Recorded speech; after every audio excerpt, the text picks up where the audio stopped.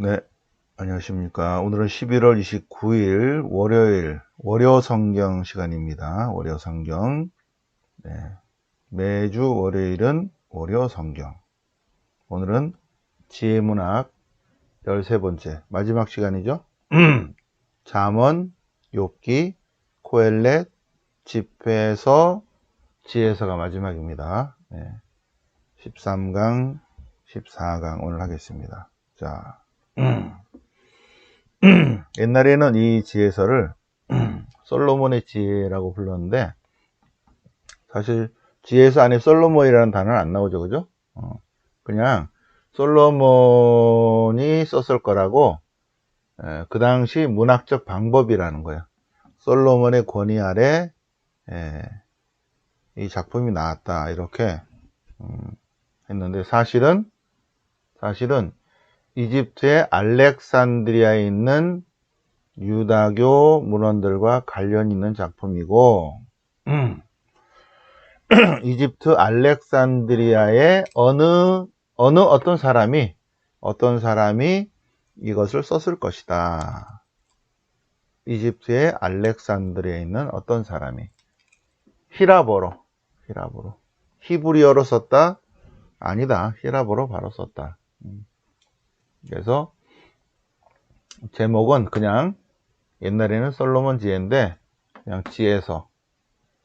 저자는 어떤 사람, 누군지 몰라. 어떤 사람이 히라보로 썼다. 히라보로. 언제 썼냐? 언제 썼냐? 뭐라 말이 많지만 마이너스 50년 정도로 보면 된다. 마이너스 50년.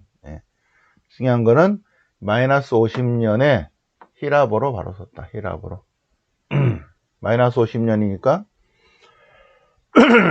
그 이스라엘의 성경 연대표를 봐야지. 성경 연대표.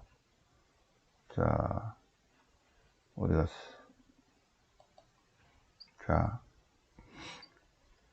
자, 성경 연대표를 보시면 이거 12월 말에 다시 강의한다고 그랬죠? 종합 강의.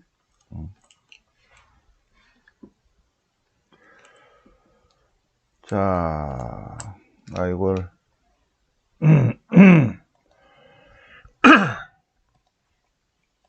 이렇게 띄워드릴게. 여기 왼쪽에 녹색으로 되어 있는 녹색. 그럼 녹색으로 하자. 요 녹색으로 되어 있는 이쪽 부분, 여기 요렇게, 여기 안 나오는구나. 요렇게 되는, 여기 이쪽 부분에 이거는 예언문학입니다. 예언문학. 그 다음에, 파란색. 자, 여기 파란색으로 된, 요렇게 된 요것이 지혜문학이죠. 그죠? 지혜문학. 자, 그러면, 여기, 마이너스 400년에 잠언, 마이너스 300년에 욥기, 마이너스 250년에 코엘렛, 마이너스 180년에 집회서, 벤시라, 집회서, 마이너스 50년에 지혜서, 돼 있죠, 그죠? 지혜서, 이렇게 하고. 여기는 예언문학, 여기는 묵시문학, 여기는 지혜문학, 여기는 이제 시편이 이제 마이너스 300년경에 시편이 편집되죠. 다음 주부터 시편 할 텐데, 시편의 근본은, 시편이 나오는 근본적인 이유는 515년 때문에 그래요.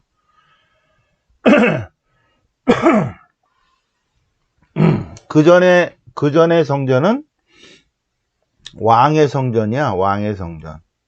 백성들은 근처도 못 가. 예. 백성들이 예물을 바칠 수가 없어요. 솔로몬 성전, 무너지기 전까지는 솔로몬 성전은, 예루살렘 성전은 왕만 제사를 지내는 거예요. 거기서 대제사장은 차독 가문이고, 예. 차독 가문이 대제사장이고, 왕의 성전입니다. 왕이 하느님께 제사를 지낼 때 드리는 성전이다. 백성의 성전은 아닙니다. 그런데 무너지고 귀환해서 그 자리에 다시 지었죠. 다시 지은 이 성전은 다시 지었을 때는 왕이 없는 상태예요. 왕이 없으니까 이제 백성들이 이제 제사를 지내겠죠. 물론 대제사장은 차독 가문입니다. 자, 이 제사 때 필요한 여러 가지 자료들이 필요했어요. 그게 이제 전례죠, 그죠? 전례. 그래서 다윗은 성전이 짓기 전에 벌써 작사 작곡을 다 해놨다. 그래서 다윗의 시편 이렇게 하는 거죠. 그런데 이제 이 많이 하나님께 울부짖고 이런 자료들이 많아갖고 515년에 재건된 성전에 필요한 여러 가지 문헌 작업들이 있는 거를 최종적으로 정리한 것이 시편이다. 150편. 시편 150편보다 훨씬 많았겠죠. 그 중에 골랐어요. 그래서 마이너스 300년경에 역대기 역사서도 편집하고, 역대기 역사서도 성전에 걸려 있는 거예요. 그 다음에 시편도 성전에 걸려 있죠. 성전에서 전례를 하지 않으면 시편이 그렇게 필요하지 않죠. 예. 시편이 이때 정리가 되고, 지혜문학도 쭉 내려오다가 첫 번째 잠언 한 덩어리가 됐고, 그 다음에 여러 가지 힘들고 어려운 문제에서 욥기의 저자가 욥기를 냈고, 그 다음에 거기에 반하는 코엘렛의 저자가 코엘렛에 관한 문제를 제기했고, 그리고 다시 한번 잠언을 조금 더 확대해서 정리한 집회서가 있었고, 그러면서 어느 시대를 거치냐면 휘랍 시대를 거친 것입니다. 휘랍 사상을 중심으로 한 새로운 잠언이 지혜서다. 지혜서. 그런데 쓰여진 거는 요때 쓰여져요. 그러면서 마이너스 63년에 로마 지배 시대죠. 그죠? 로마 지배 시대지만 그동안에 축적된 문헌들은 휘랍 시대의 영향을 많이 받아요. 그래서 이 다섯 개 잠언, 욥기, 코엘렛, 집회서, 지혜서 중에서 이 지혜서는 특별히 이 휘랍 사상과 많이 연결되어 있다. 휘랍 사상. 예. 그런 거를 주의를 좀 보겠습니다. 그래서 최종적으로 편집된 거는 마이너스 50년이지만 그러면 그 시대는 로마 지배 시대예요. 그럼에도 불구하고 라틴어로 안 써 있다. 그래서 마이너스 50년경에 편집된데 그 앞에 63년에 벌써 로마 식민지가 돼 있죠. 물론 이때는 이집트 알렉산드리에 있었지만 이 저자는 그래도 로마 시대입니다. 로마 시대. 저자와 저작 통일성. 뭐라고 많은데 그건 여러 사람이 썼을 거다. 히브리어로 썼고 뭐를 했을 것이다. 그런데 오늘날에는 한 사람이 썼을 것이다. 저자의 단일성을 얘기합니다. 그 다음에 구조는 1장부터 5장 23절 5장까지는 하느님이 주권을 가지신다는 내용입니다. 인간의 운명, 하느님께서 주관하시는 인간의 운명인데 특별히 여기서 의인과 악인에 관한 이야기가 쭉 많이 나와요. 악인들이 있는데 지혜서의 앞에 부분은 의인과 악인. 예, 의인을 박해하는 악인들의 운명. 근본적인 거는 유다인들의 신앙을 견고하게 하기 위한 것이고, 그러면서 악인들은 심판받고 의인들은 하느님으로부터 보호를 받는다는 내용을 강조하고 싶은 거죠. 그 다음에 6장부터 11장까지는 11장 앞에 4절까지는 지혜 찬가예요. 지혜 찬가. 그래서 솔로몬이 지혜를 찬미하는 것으로 묘사되어 있지만, 솔로몬이라는 단어는 안 나오지만 지혜에 관한 이야기를 다시 한번 잠언에 나오는 내용을 조금 더 다시 한번 반복하고 있는 내용들이죠. 그러면서 히랍 사상도 많이 들어가 있는 그런 내용입니다. 지혜 찬가. 그 다음에 11장 5절부터는 출애굽기에 관한 내용인데 왔다 갔다 해요, 이거. 그러면서 이 지혜서의 저자는 출애굽에 관해서 어렴풋이 들은 얘기와 여러 가지를 짬뽕해서 이렇게 설명하고 명확하지 않은 부분도 좀 있는 것 같아요. 그리고 우상숭배와 이런 얘기를 섞어서 얘기하는데 11장 이후부터는 좀 거시기한 부분도 있어요. 그래서 좀 논리적이지 못한 그런 부분도 많죠. 어쨌든 지혜서에 영향을 준 것들은, 지혜서의 저자는 무명의 저자입니다. 그는 개성적이고 독창적인 작품을 만들 줄 아는 영성가예요. 영성가. 그리고 구약 성경을 많이 이용하고 특히 히랍의 문헌들을 많이 공부를 했어요. 그러면서 같이 섞었어요. 헬레니즘 문학과 문화도 지혜에서 영향을 끼쳤다. 히랍 사상에 그리스의 시, 그리스의 과학, 그리스의 철학, 이런 것들을 지혜서 안에 이렇게 조금씩 넣어놨다는 것입니다. 왜 그런가? 왜 그런가 하면 이 지혜서를 읽는 독자를 두 부류로 생각하고 쓴 거예요. 한 부류는 히브리어를 전혀 모르는, 조금만 알고 전혀 모르는 히라버만 사용할 줄 아는 유다인들, 헬레니즘 문화에 젖어 있는 유다인들. 그래서 마이너스 250년에 히브리어를 모르니까 히라버만 사용하니까 히라버 성경이 나온 거죠. 히라버 성경.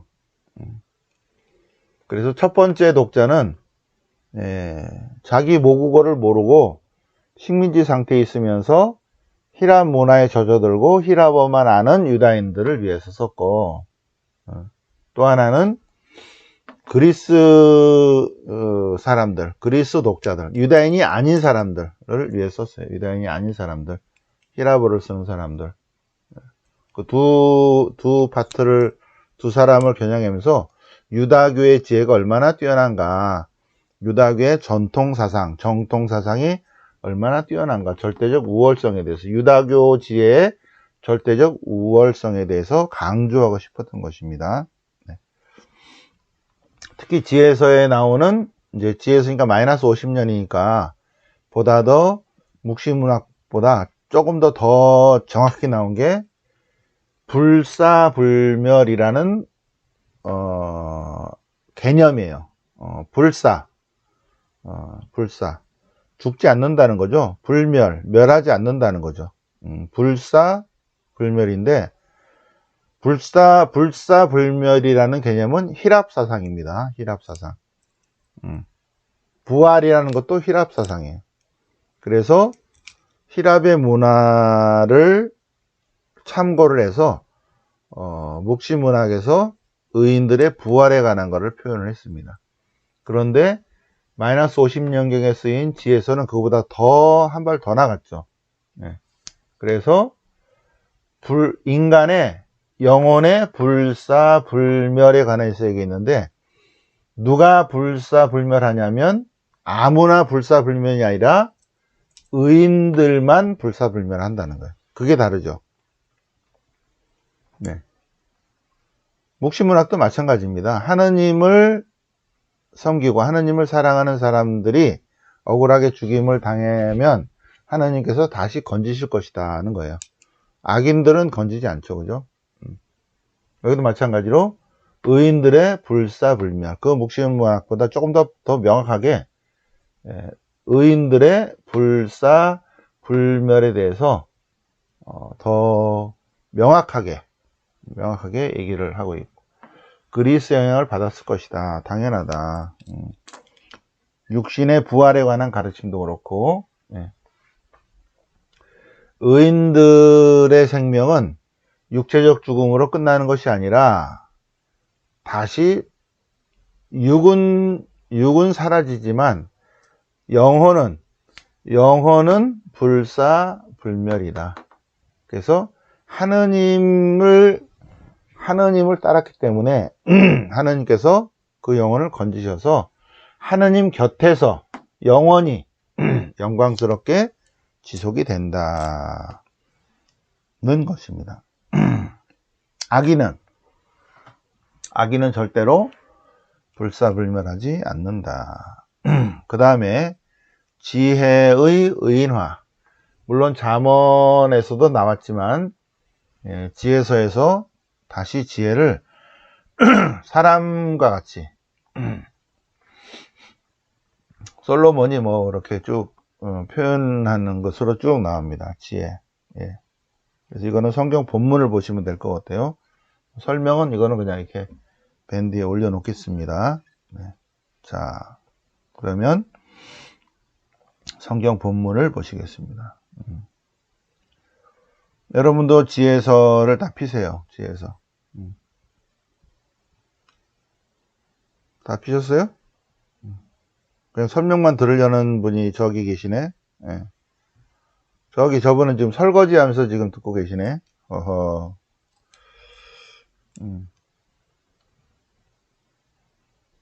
자, 잘 보세요.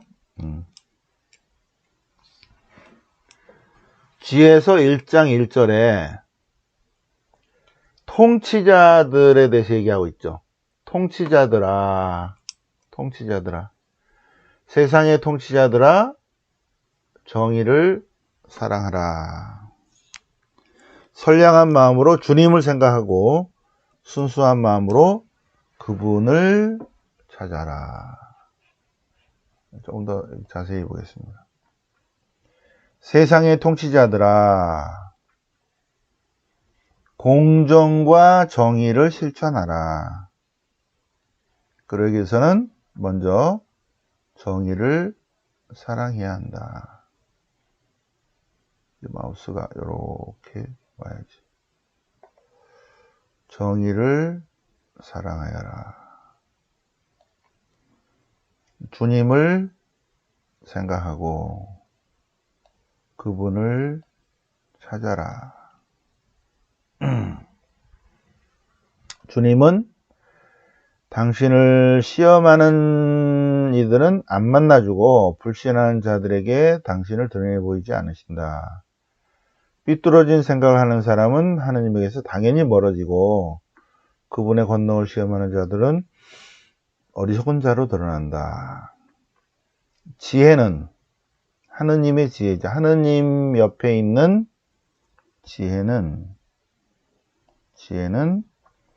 간악한 영혼 안으로 절대 들어가지 않고 죄영민 육신 안에 머무르지 않는다. 그래서 미련한 자들, 불의한 자들 안에 지혜가 가지 않는다.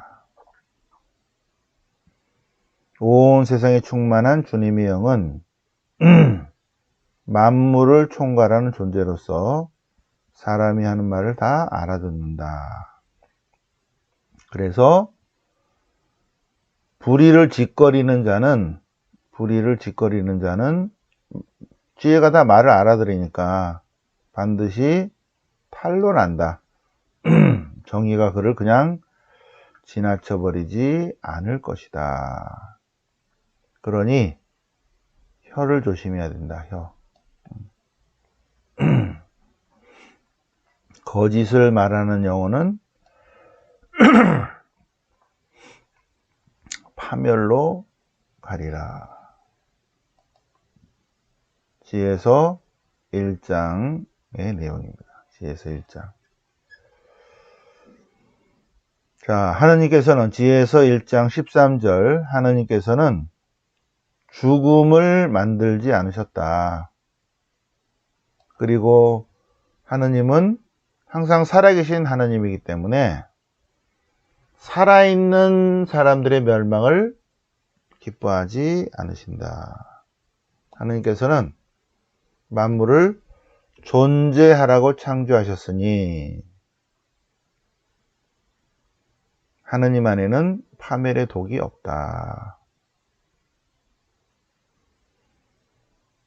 인간 세상에 죽음이 들어온 것은 어둠의 세력 때문이다. 그리고 어둠의 협조자들이 있죠. 어둠의 협조자들. 악인들입니다. 악인들. 악인들의 말과 행실로 죽음을 불러내고 죽음을 친구로 여겨서 죽음과 계약을 맺는다. 그래서 악인들은 죽음에 속한 자들이다. 죽음에 속한 자들.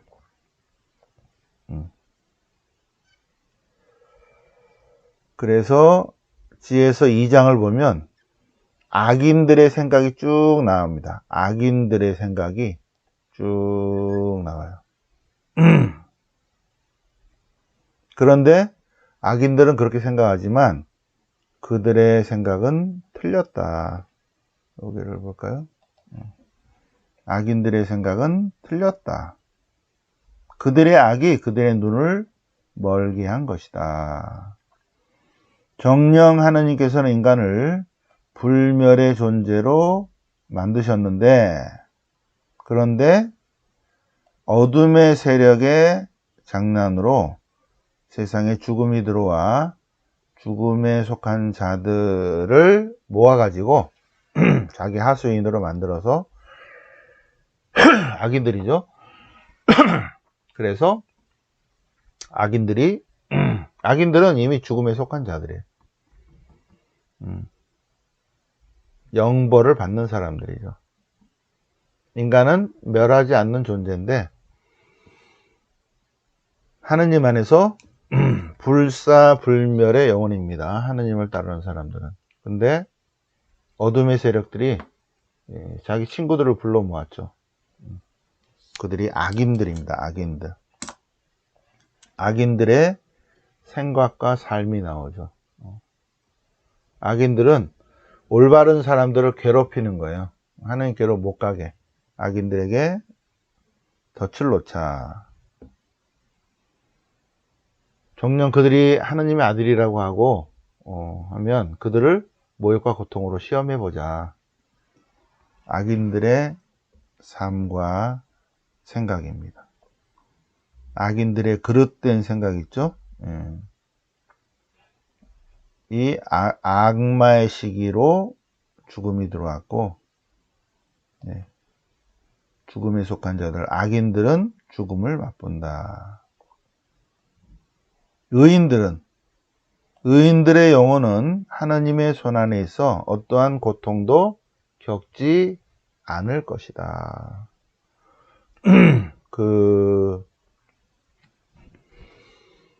미국의 어떤 병원에서 죽었다 살아난 사람들을 몇천 명이더라 하여튼 그분의 자료들을 쭉 다시 살아났어요. 의사가 심장이 먹고 호흡이 먹고 뇌가 정지가 됐어요. 딱 이제 다 해서 다 정지가 됐죠. 숨도 먹고. 그래서 이제 사망 진단서를 딱 끊어 놓고, 그런데 얼마 후에 다시 몇 시간 후에 또는 뭐 하루나 이틀 후에 깨어난 사람들이 그러고 그냥 다시 살아버렸어. 그냥 쭉 다시 죽은 것이 아니라 그런 사람들을 이상하다 그러고 이제 의사가 면담을 했죠. 어떻게 살아났습니까? 그래서 뭐라고 하는 거예요. 그 사람들에 대한 자료들을 갖고 있는데 수천 명의 공통점이 있는 거 있죠. 공통점. 공통점이 뭐냐면 이제 여기서 죽었는데 자기는 계속 있더라는 거죠. 자아는. 그리고 이제 바디는 이런 육의 바디가 아니죠. 그래도 손과 발이 다 있는 거 있죠. 얼굴도 있고.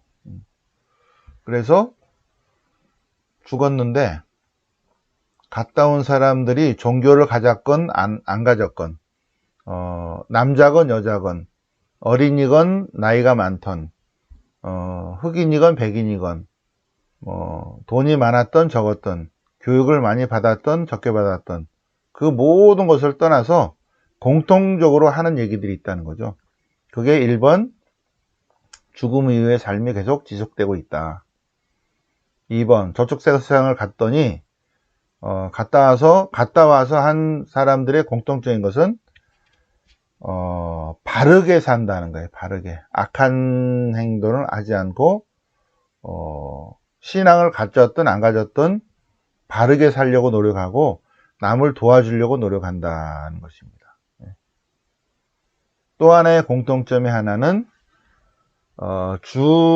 죽었을 때 어떤 교통사고나 어떤 칼에 찔리거나 할 때 고통을 겪지 않았다는 게 희한하게 공통점이에요.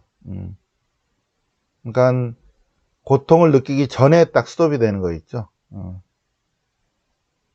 그래서 제가 그거를 보면서 순교자들이 그랬을 수도 있겠다라는 생각이 드는 거 있죠. 우리는 얼마나 괴로울까, 얼마나 힘드실까, 그죠? 우리 언젠가 한번 대구 쪽에 간 적 있죠. 대구. 거기에 대구 신학교 기숙사가 하나 있고, 한티 성지죠. 거기 있는데 그 한티 성지는 그 산 쪽으로 쭉 다 순교 성지죠. 근데 그때 산속으로 피해 갔을 때 포졸들이 산속으로 와가지고 사람을 죽이는데 귀찮으니까 작두로 그냥 이렇게 머리를 잘라버린 거 있죠. 그리고 그냥 놔뒀어요. 손도 자르고 발도 자르고 목도 자르고 막 이래가지고, 그리고 집 앞에서 그냥 이렇게 하고 간 거예요. 그러니까는 그 집 앞이 바로 순교 장소가 됐고, 며칠 있다가 사람들이 왔는데 순교자들의 시신이 거기 있는 거 있죠. 그래서 거기서 그냥 그렇게 흙을 묻은 거예요. 그래서 중간중간에 있는 거기가 무덤이죠. 순교자들의, 무명 순교자들의 무덤이죠. 그때 우리 이 11월 달에 아마 간 것 같아요. 11월 달에. 그때 우리 갔을 때 거기 있는 신부님이 김장한다고 뭐라 한 것 같아요. 김장한다고 바빠다가지고 고무장갑 끼고 나오고 그랬던 것 같아요. 예. 우리는 그래서 좀 늦게 가가지고 가자마자 식사를 하고, 그 다음에 순례를 하고, 그 다음에 미사하고 왔어요. 너무 길죠, 그죠? 4시간 걸리니까. 그럴 때 우리는 얼마나 고통스러울까 한 거죠.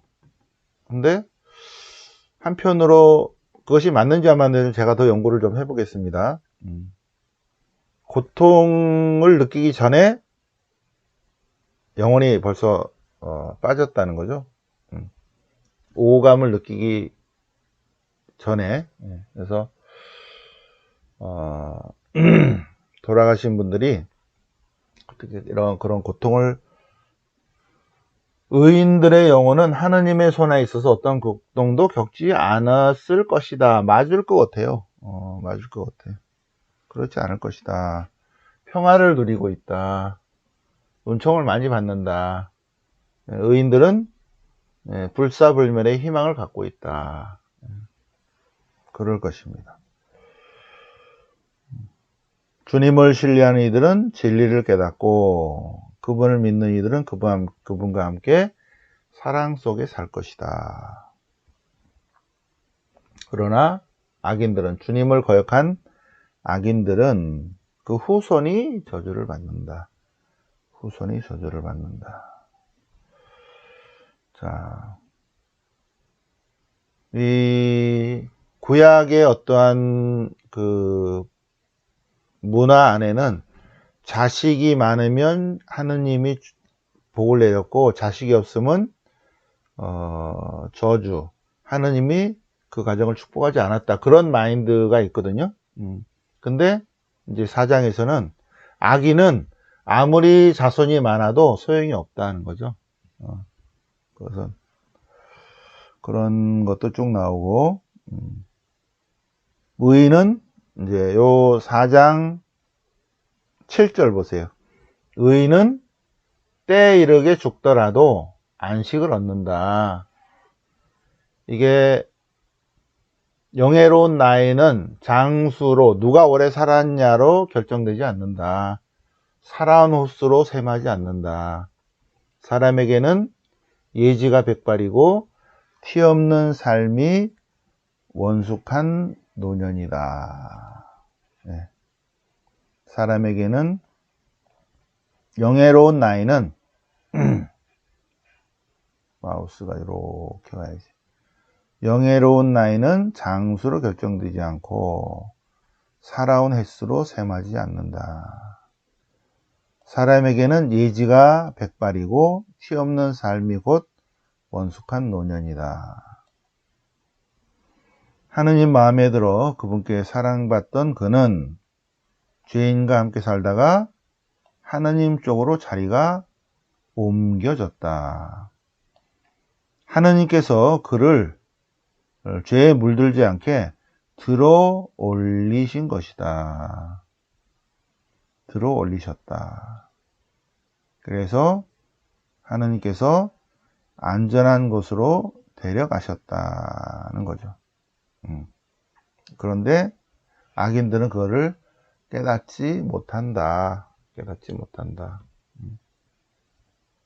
그리고 우리 순교 성인들은 그 이름이 계속 남아있죠. 계속 남아있어요. 자, 이 지혜서 5장을 보면 무슨 생각이 드냐면, 이제 이 악인들의 이야기거든요. 악인들이 죽어서 갔어. 그러니까 그대로 있네. 그리고 내 악이 계속 따라오네. 악인들은 이 세상으로 끝나고 없어야 되는 건데, 계속되면은 계속 영원한 벌을 받는다 그러면 그렇게 하면 안 되죠. 그래서 이 지혜서 5장은 라자로 이야기가 생각이 나죠. 어떤 부자가 부유하게 살았는데 매일 좋은 옷을 갈아입고 좋은 음식을 먹고 부자로 살았는데, 그 부잣집 앞에 거지 라자로가 있었어요. 뭐 쫓아내진 않았지만 거지 라자로는 부자의 집에서 나오는 음식으로 배를 채우려고 하고, 그 집 강아지가 거지 라자로의 종기를 핥고, 두 사람은 그렇게 살았죠. 부자는 부자로 살고 라자로는 가난하고 소외된 삶을 살고. 그런데 죽음이라는 문을 통과하고 라자로는 아브라함 품에 안기고, 그 후에 이 부자도 죽어서 죽으니까 죽었는데도 계속 삶이 있는 거예요. 깜짝 놀랐죠? 근데 지옥불에 있는 거예요. 그래서 지옥불의 고통 속에서 보니까 저기 자기 집에 앞에 거지가 저기 있거든. 그러니까는 아브라함에게, 아유 아브라함 할아버지, 제가 너무 뜨거우니까 저놈 좀 일로 보내갖고 물 한 잔만 주세요. 아브라함이 거기는 이렇게 건너갈 수 없고 그러는 거야. 그러면 제 동생들이 아직 이제 살아 있는데 저놈 좀 다시 보내갖고 이쪽에 안 오도록 좀 해주세요. 그러니까 아브라함이, 아니 보낼 거 없어. 거기에 다 있어. 책에 다 써 있어. 뭔데요? 성경책에 다 써 있어. 성경책에. 우리 동생들은 성경 안 읽던데요? 월요일날 성경 공부하면 된다니까. 성경 공부 다 하면은 그런 지옥에 안 갈 거야. 걱정하지 마. 내 동생들은 성경 공부 안 하는데요. 내 동생들은 월요 성경 안 가요. 그 라자로를 다시 부활시켜서 내 동생한테 이렇게 보내야지. 그놈들이 그래야지 정신 차리고 월요 성경에 나갈 텐데요. 그러니까 아브라함 이야기는 그들이 성경책이 책방마다 널려 있고 유튜브마다 목사님들이 강의하고 신부님들도 뭐 부분적으로 좀 하고 뭐 스님들도 좋은 말씀하는데 그거를 따르지 못한다면 이 라자로가 부활한다 그래도 안 믿을 거야. 그 내용입니다. 이게 이제 요 파란 게 아니 보니까 이 계속 삶이 있네. 이거 큰일 났네. 이렇게 된 거죠. 그러면 우리의 자존심이 무슨 소용이 있고 그 큰 재산이 우리에게 무슨 이득이 있었지? 모든 것이 사라져 버렸어? 지금까지 이런 것들이 이런 거예요. 악인들의 희망입니다. 악인들의 희망. 아무것도 아니네. 그러나 의인들은 영원히 산다. 그러나 의인들은 영원히 산다요. 네. 그러나 의인들은 영원히 살고 하느님께서 의인들을 보살펴 주시고 하느님께서 의인들을 지켜주시리라. 의인들이 받을 영광에 대해서 이야기를 하고 있습니다. 여기까지 보고 6장은 좀 쉬었다가 10분 쉬었다가 다시 하겠습니다. 네. 요거는 네, 이거는 바로 밴드는 오픈할게요. 네. 영광이 성부와 성자와 성령께 전과 지지 항상 영원히 아멘. 성부와 성자와 성령의 이름으로 아멘.